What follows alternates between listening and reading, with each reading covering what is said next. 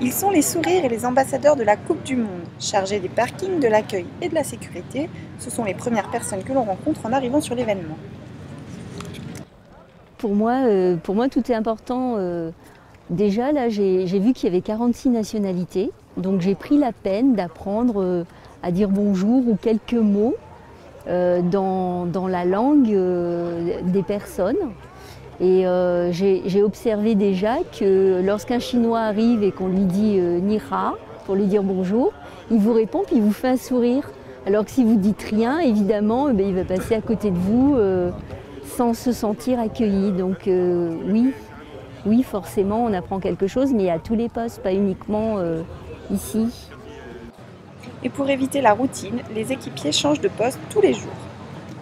Mon rôle, en fait, c'est de coordonner les actions de 49 équipiers sur tous ces postes.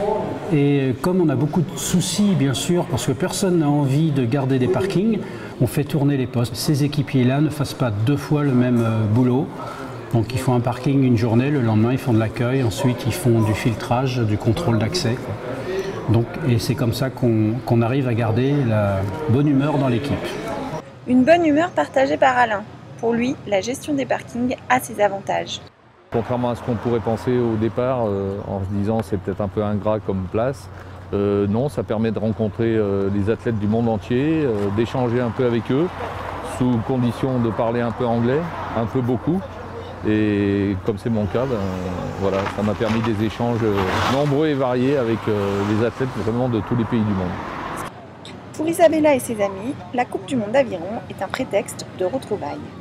On est une bande d'amis de 4, on a tous fait la même école d'ingénieurs Centrale Paris tous ensemble et on a voulu venir en Savoie pour assister et aider pour la Coupe du Monde.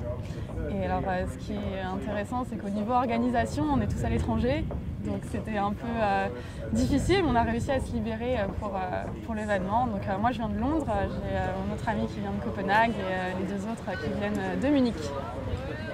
Seuls ou entre amis, les équipiers vivent la Coupe du Monde d'un point de vue privilégié et toujours avec le sourire.